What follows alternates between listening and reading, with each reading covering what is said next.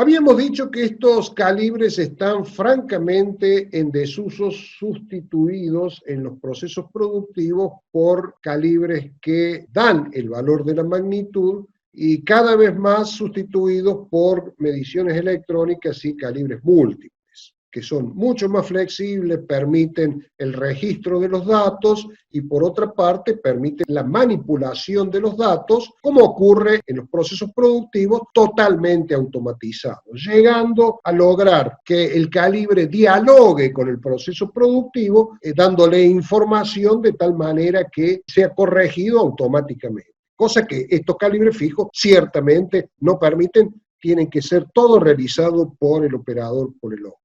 Ahora, hay dos líneas de producto donde estos calibres no están siendo sustituidos porque son muy específicos y son los calibres que más se utilizan para controlar esos procesos, que es la fabricación de elementos roscados, sea roscas externas como internas. En esos procesos, el instrumento más utilizado son los calibres de límite.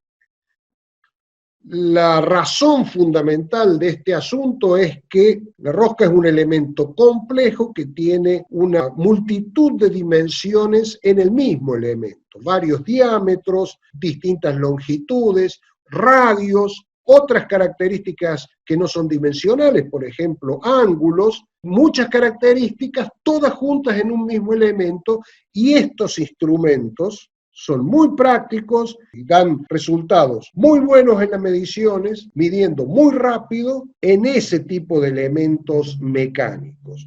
Entonces, en los procesos de producción de roscas, sea agujeros roscados como ejes roscados, es donde estos instrumentos se usan muy intensivamente. Acá les quiero mostrar un calibre que respeta el principio de Taylor. Este es el lado pasa y este es el lado no pasa del instrumento. La parte roscada del lado no pasa va a medir solamente el diámetro medio. El objetivo del lado no pasa de este instrumento es medir solo el diámetro medio. Y si observan, tiene un sector totalmente cilíndrico. Es para medir el diámetro interno del agujero. O sea, el diámetro del agujero de la rosca, que también es importante. Por lo tanto, el lado no pasa está conformado por dos calibres que miden simultáneamente dos características, pero por separado. Mientras que el lado pasa mide esas características simultáneamente, además de otras muchas dimensiones, otros diámetros, por ejemplo, el diámetro exterior, el paso, el ángulo, los radios de fondo y los radios de cresta. Todas esas dimensiones son medidas simultáneamente por el lado pasa. Obviamente existen los calibres de límite para verificar ejes roscados en la conformación de anillo y en la conformación de herradura o de bocas también. Acá preparé esto para que observemos detenidamente el lado pasa de un calibre y el lado no pasa de la misma rosca y de la misma calidad de rosca. Lo vamos a ampliar un poco para observarlo aún mejor.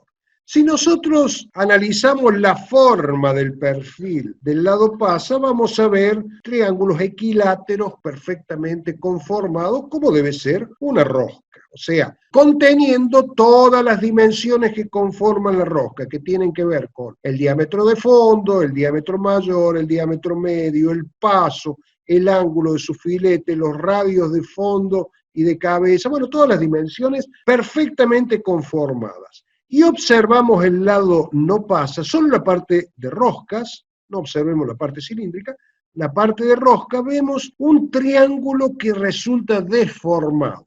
Fíjese la diferencia entre esta figura y esta figura. Y esto es así porque efectivamente este triángulo se le ha quitado gran parte de su altura, el fondo generalmente tiene sus radios agrandados porque la única función de este calibre es verificar el diámetro medio, que se verifica en la zona media de la altura del triángulo, respetando el principio de Taylor. Y además, como vimos en una fotografía anterior, se le adosó este cilindro que verifica la dimensión mínima que debe tener el agujero de la rosca. Esto simplemente para mostrar cómo se aplica el principio de Taylor en algunos calibres complejos, como el caso de los calibres de rosca. Habíamos dicho que en los procesos de fabricación de roscas es uno de los procesos donde se utiliza masivamente todavía y se seguirán usando seguramente los calibres de límites. El otro proceso que utiliza también intensamente estos calibres son los procesos para fabricar conos en todas sus variantes normalizadas, conos Morse, conos ISO, conos DIN, lo que estamos observando en pantalla. Para estos conos normalizados, la manera más frecuente de verificar agujeros con estos conos o ejes fabricados con estos conos es con estos calibres. Entonces, el uso más intensivo que actualmente se le da a los calibres de límites es para estos dos procesos, para la fabricación de roscas y para la fabricación de conos. En la fabricación de conos, en este caso estamos viendo este tipo de cono, el calibre pasa y no pasa, está integrado en un mismo calibre, materializado por estas dos líneas que vemos acá, para verificar los límites de tolerancia de un agujero cónico.